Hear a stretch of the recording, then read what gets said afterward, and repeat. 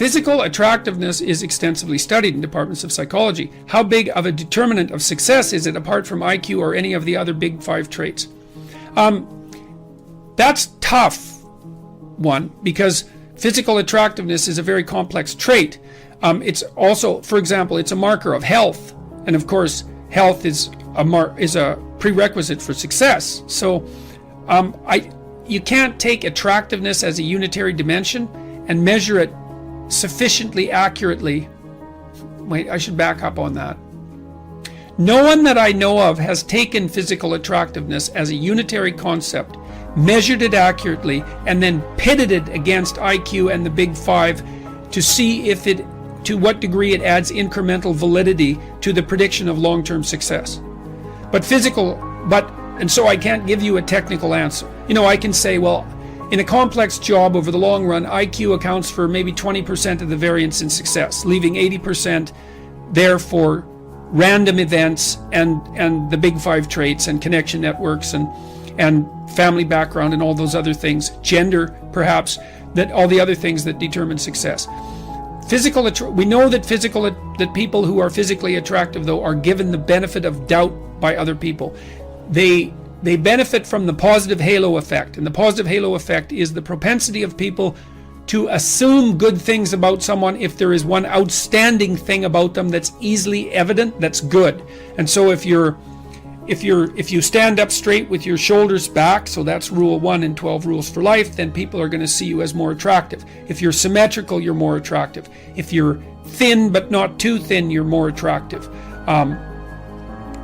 And then there's like good skin and good teeth and good hair and all of those things, and proper proportions and youth, and there's a whole slew of things that feed into that.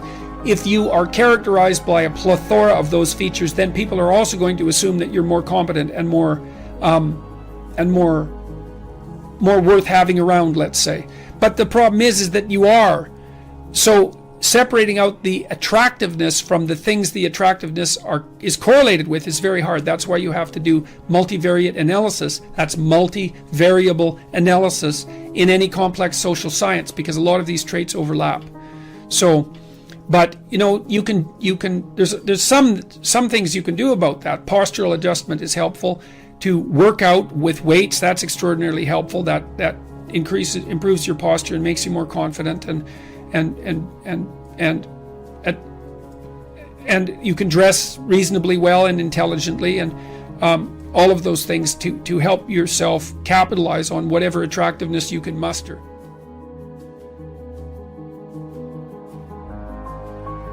How do you dress so well? Any tips? Well, thank you. I started buying nice clothes, let's say, this year, really. I had some decent suits before that.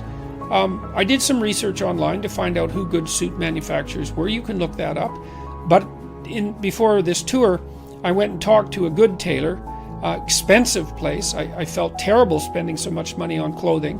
But I felt that if I was going to go talk to, it's been 200,000 people, that I was going to do it right, and I was going to invest in some decent clothes. And even though it hurt my cheap Northern Alberta soul to do it, it was definitely worth it. So you go talk to someone who knows what they're doing. Go talk to an actual tailor, and you can do some research online. There's lots of resources online that are devoted to helping men figure out how to dress. 3-piece suits look really good. I've got them tailored and fitted, so they're not bespoke suits. They're off the rack, but they've been tailored, and that makes a big difference. All the subtle things that tailors do, they tuck it in around the waist, they cut it to your body, all of those things help. It's really good to have a good pair of shoes, a couple of nice ties. I learned how to tie a full Windsor knot recently, and that actually helps. You don't want your tie to look too skinny. Lots of people have been dressing up to come to my talk, so it's nice to see a lot of young men come well dressed, often in 3-piece suits, but not always, and it's really good to see them dressed like grown-ups. I think that's a real plus. I had a rule that I didn't write in 12 rules, which was dress like the person you want to be. I kind of took that from Nietzsche, because Nietzsche said every great man is an actor of his own ideal. It's a very nice aphorism, and basically what it meant was that sometimes you have to act out what you want to be before you become it. You have to pretend. And it's not a lie. It's really a pretense, like children pretend to be a father before they grow up and become a father. It's a form of practice. And so tip 1 might be figure out who you want to be. Tip 2 might be, well, then dress like that person. That's a good start. And because I think if you want to become who you want to be, then no detail is too small to overlook. And certainly it isn't exactly that people judge you by your clothes, although they do to some degree. It's that if whatever you can have going for you, you might as well have going for you. That's how it looks to me. And certainly my experience has been that the response to my improved wardrobe has indicated that the investment was clearly worth it, indisputably and clearly worth it. And it's nice to be dressed sharply to go in front of an audience. It's a sign of respect to the audience. There's other ways of showing respect to an audience, but that's certainly one. And so it's been extraordinarily worthwhile. I would say if you're going for a job interview, if you're at any critical point in your life, then you should dress the part, because you want to do everything you can to tip the scales not in your favor exactly, but in favor of having the right thing happen. When I went on tour in 2018, before I went out, I thought I wanted to do this like 100% right, or at least as close to that as I could manage. So I went out and bought some expensive suits, and I spent way more money on. This is one of them, actually. You look great, by the way. Thank you, Okay. thank you. Way more money than I ever thought I'd spend on clothes, and I really felt quite bad about it. I thought maybe it was an extravagance, but I thought, no way, man, I'm going to see if I can nail this dead on, and I'm going to be speaking to, 100,000 people. I'm going to look as sharp as I possibly can.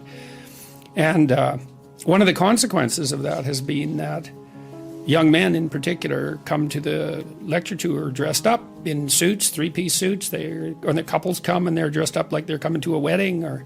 So that's really something. And why do you think that is? Is it because you set that they're standard? sick of acting like kids. Okay. Our whole culture pushes the idea that teenage life, or even childhood for that matter, but teenage life is some sort of pinnacle, and then everybody dresses down so they look, especially men, they look like overgrown 10-year-olds, and there's something extremely demeaning about that. And so to provide people with the opportunity to dress up in a classic manner and to look like adults, to present themselves in that manner, there's something very attractive about that, because we haven't done that in our culture. That's been, I would say, downplayed in importance or for certainly since the 1960s.